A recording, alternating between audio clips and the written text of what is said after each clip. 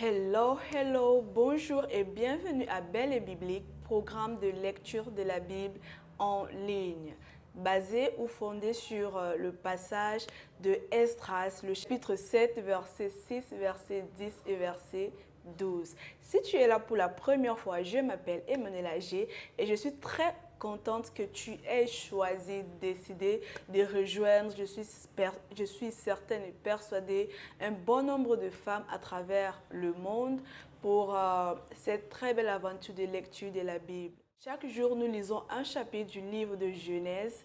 Nous apprenons de ce que le chapitre dit ou de ce sur quoi le chapitre s'attelle.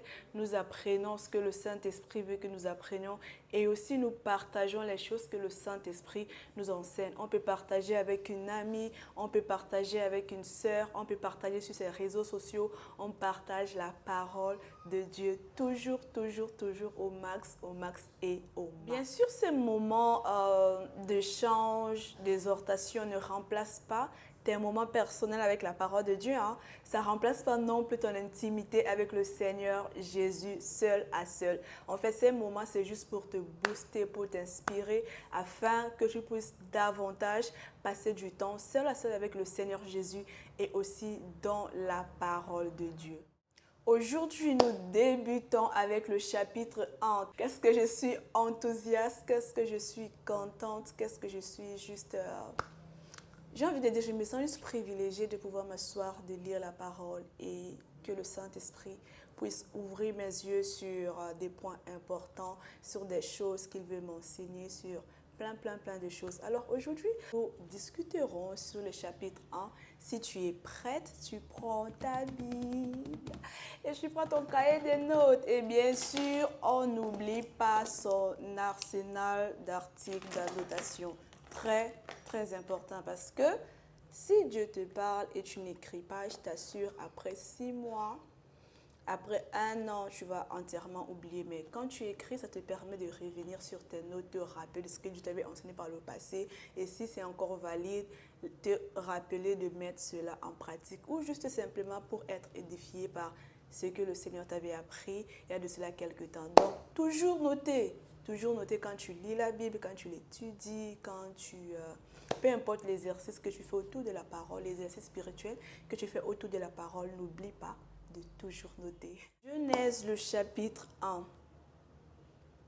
Si tu n'as pas regardé ma vidéo dans laquelle dans laquelle j'ai présenté l'introduction globale du livre de Genèse, je t'invite à le faire parce que ça va t'aider à avoir une vue générale ou globale du livre de Genèse et ça va, j'ai envie de dire, ça va te faciliter plein de choses à la compréhension de la suite. Ce qu'il faut déjà savoir, c'est que la Bible dans la langue originelle n'avait pas été écrite en chapitres ou en sections. Ça, ce sont des hommes, des traducteurs, des spécialistes de la langue qui ont ajouté cela et qui ont subdivisé la Bible. Je crois que c'était pour une meilleure compréhension. Alors la Bible que nous avons aujourd'hui, elle est subdivisée en chapitres et en sections. Il y a certaines Bibles qui comportent des thèmes pour des sections. Alors ce sont les linguistes qui ont ajouté ça. Mais dans le cas de ce que nous allons faire, on va s'attarder sur des chapitres et sur des sections. Je n'ai pas la Bible originale, donc j'ai ce que la plupart de nous avons. Donc on va parler en termes de chapitres et en termes de versets, en termes de sections et tout. Genèse le chapitre 1. Je vais partager, je vais lire des versets sur lesquels je vais partager, mais une fois de plus, je vous encourage à parcourir les Écritures par vous-même et même prenez l'habitude avant de venir regarder les vidéos que je partage, passez du temps dans la parole, lisez et priez que le Seigneur vous parle, que le Seigneur se révèle à vous parce que la même chose, de la même manière qu'il peut se révéler à moi, il peut aussi se révéler à vous. Vous êtes enfant de Dieu, alors Dieu peut vous parler. En fait, Dieu veut même vous parler si et seulement si vous ouvrez votre Bible. Genèse, le chapitre 1. Le résumé général que j'ai ressorti de ce chapitre, c'est déjà le livre de Genèse commence avec ce que j'ai appelé une très forte déclaration. Ça dit, au commencement, Dieu créa. Pour moi, c'est une très forte déclaration dans le sens où la Bible, en fait, quand on la lit, déjà à partir de ce premier verset de Genèse que j'ai partagé et dans la suite des Écritures, quand on lit la Bible, ce qu'on comprend, c'est que la Bible ne vient pas nous présenter des théories pour démontrer l'existence de Dieu. La Bible, elle parle avec l'intention selon laquelle Dieu existe déjà. La Bible ne vient pas nous démontrer si Dieu existe ou pas. La Bible, elle dit que Dieu existe déjà. Dans les mots de l'un de mes pasteurs, il a dit ceci, la Bible ne cherche pas à prouver que Dieu existe. La Bible atteste qu'il existe. C'est la raison pour laquelle, dans ce livre des commencements, quand Dieu inspire l'auteur, quand Dieu inspire les Écritures, ce qui doit être écrit à Moïse, qui est l'auteur, la Bible dit, au commencement, Dieu, et ensuite Dieu créa. Là, nous avons non seulement la conscience ou la connaissance du fait qu'il existe en Dieu, nous avons aussi la conscience et la connaissance du fait que ce Dieu qui existe est un Dieu qui crée. Le premier chapitre du livre de Genèse présente aussi les différentes choses qui ont été créées et sur quelle durée cela a été créé. Je suis très sûre que quand vous allez lire ce chapitre 1, vous allez découvrir ces différentes choses en détail et comment est-ce que cela a vraiment été créé. Mais sinon, on retient juste que le chapitre 1 du livre de Genèse nous montre les différentes choses que Dieu a créées et aussi sur quelle durée cela a été créé. Ce qui est encore plus intéressant, c'est que les preuves palpables de ce que Dieu a créé existent encore de nos jours. Ce n'est pas une histoire ancienne. Les œuvres de la création de Dieu ne sont pas obsolètes. Elles sont encore présentes de nos jours. On peut encore les voir, on peut encore les toucher. Et c'est magnifique le fait que la Bible ait commencé avec au commencement Dieu créa.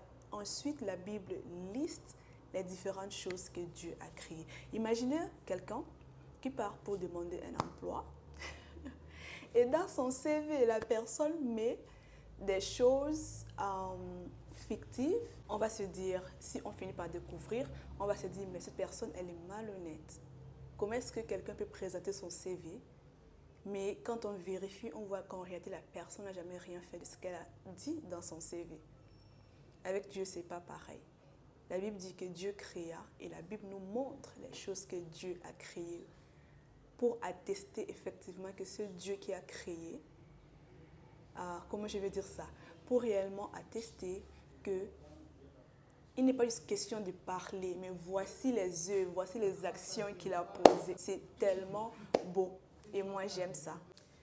Quelques leçons que j'ai pu tirer de ce passage, c'est la première déjà, c'est que Dieu n'est pas juste un Dieu qui crée.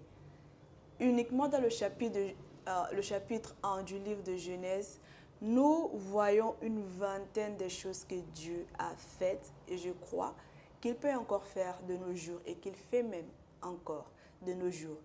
Je vais juste citer des verbes qui sont directement liés à l'action ou aux actions que Dieu a posées uniquement dans ce premier chapitre du livre de Genèse. La Bible dit, au commencement, Dieu a créé.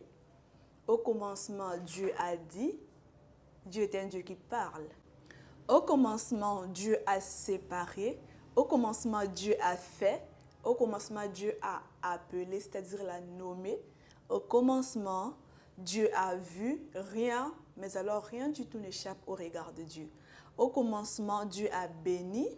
Au commencement, Dieu a commandé. Au commencement, Dieu a causé un profond sommeil. Quand je lisais cette partie, je me disais, mais ces gens, les personnes qui souffrent d'insomnie, je pense que ce serait intéressant d'essayer de demander à Dieu de causer en vous, je ne sais pas. To make you sleep, right? De vous endormir, si je dois le dire ainsi. Au commencement, Dieu s'est reposé. Au commencement, Dieu a achevé l'œuvre qu'il a commencé. Au commencement, Dieu a déclaré. Au commencement, Dieu a soufflé. Au commencement, Dieu a planté. Au commencement, Dieu a fait pousser. Au commencement, Dieu a pris. Au commencement, Dieu a appelé. Or, Et devine quoi? Ceci n'est qu'un infime aperçu de ce que Dieu est capable de faire. Juste dans un seul chapitre, nous voyons Dieu se déployer d'au moins 20 façons différentes. Ça nous dit beaucoup sur le Dieu que nous servons et sur le Dieu à qui nous appartenons. Il est capable de tout. Il n'y a rien qui lui est impossible.